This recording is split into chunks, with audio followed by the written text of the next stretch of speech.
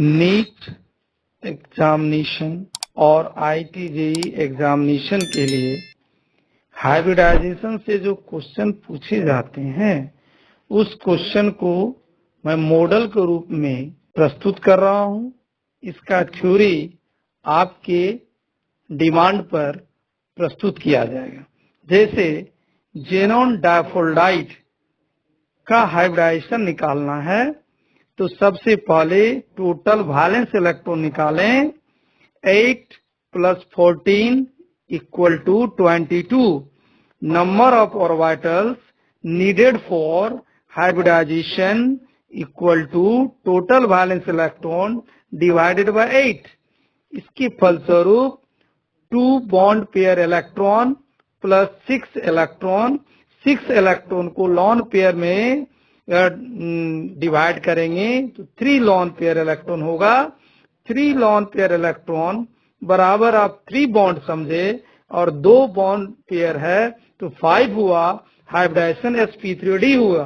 Structure से समझेंगे तो जेनॉन सेंटर में है और तीनों कॉर्नर पर आपको लॉन पेयर हम दिखा रहे हैं और ऊपर नीचे फ्लोरीन है।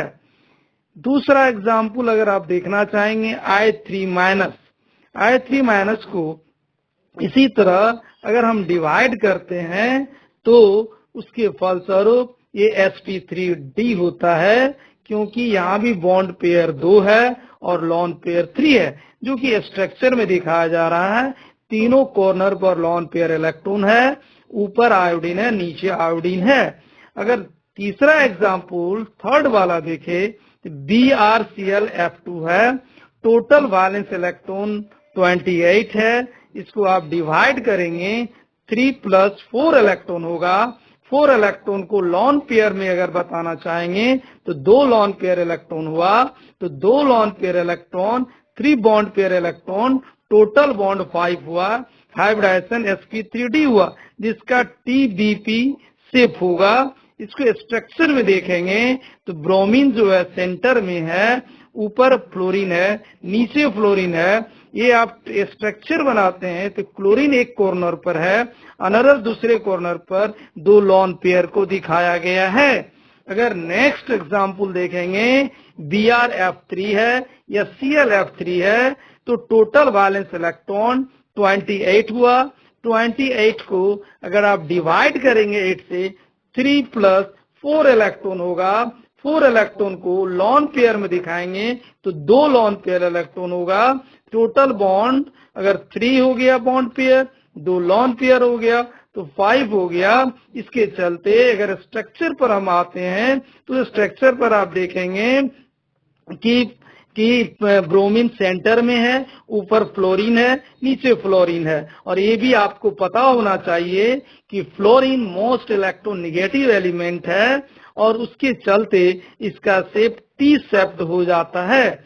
नेक्स्ट एग्जांपल देखेंगे जेनॉन टेट्राफोल्डाइट है और जेनॉन टेट्राफोल्डाइट का टोटल वैलेंस इलेक्ट्रॉन 8 + 28 है, जो 36 हो गया। 36 को 8 से डिवाइड करेंगे तो वो 4 bond pair plus 2 lone pair electron equal to 6 हो जाएगा। sp3d2 हो गया। और इसका अगर देखते हैं जेनॉन सेंटर में है, देखिए इधर सब कॉर्नर पर फ्लोरीन दिख रहा है और ऊपर भी आपको लॉन पेयर इलेक्ट्रॉन, नीचे भी लॉन पेयर इलेक्ट्रॉन दिखाया जा रहा है।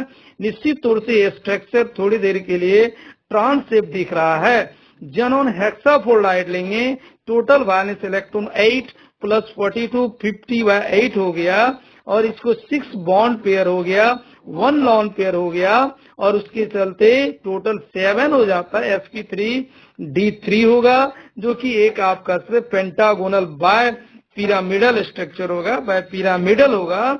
जेनॉन सेंटर पर होगा, ऊपर लॉन पेयर दिख रहा है और कॉर्नर ऑफ फ्लोरीन दिख रहा है। ये स्ट्रक्चर इस तरह से डिस्क्रिप्टिव किया जा रहा है। IF7 की बात करें तो टोटल वैलेंस इलेक्ट्रॉन 56 है और 56 को 8 से डिवाइड करेंगे तो 7 होगा। हाइब्रिडाइजेशन sp3d3 होगा। अगर आप इसको स्ट्रक्चर रूम देखें तो आयोडीन सेंटर है और उसके चारों तरफ फ्लोरीन का स्ट्रक्चर है और उसके आधार पर अगर हम इसी तरह वाटर का निकालें H2O का तो टोटल वैलेंस इलेक्ट्रॉन 8 होगा और जहां तक इसके पास लॉन पेयर है तो 2 लॉन पेयर है, और lone pair 2 lone pair 2 bond pair तो 4 हो गया। तो sp3 लेते हैं और sp3 के चलते टेट्राहाइड्रल और एंगुलर हो जाता है। SF6 का हाइब्रिडाइजेशन लेंगे तो यहाँ देखेंगे SF6 में लॉन पेयर 0 हो जाएगा, नंबर ऑफ बॉन्ड 6 होगा। उसके आधार पर अगर स्ट्रक्चर की बात करें तो आप कह सकते हैं कि इस तरह से सल्फर सेंटर में होगा और उसके अराउंड फ्लोरीन होगा और हाइब्रिडाइजेशन sp3d2 होगा। BCl3 लेंगे, टोटल वैलेंस इलेक्ट्रॉन 24 होगा, नंबर ऑफ बॉन्ड 3 हो जाएगा, sp2 हाइब्रिडाइजेशन हो जाएगा, बोरन सेंटर में रहेगा और ये तीनों कॉर्नर पर क्लोरीन होगा। अगर आप उसके बाद BrF4 लेते हैं, टोटल वैलेंस इलेक्ट्रॉन 36 हो जाएगा, नंबर ऑफ बॉन्ड 4 हो जाएगा, 4 बॉन्ड पेयर है प्लस 2 लॉन पेयर इलेक्ट्रॉन है।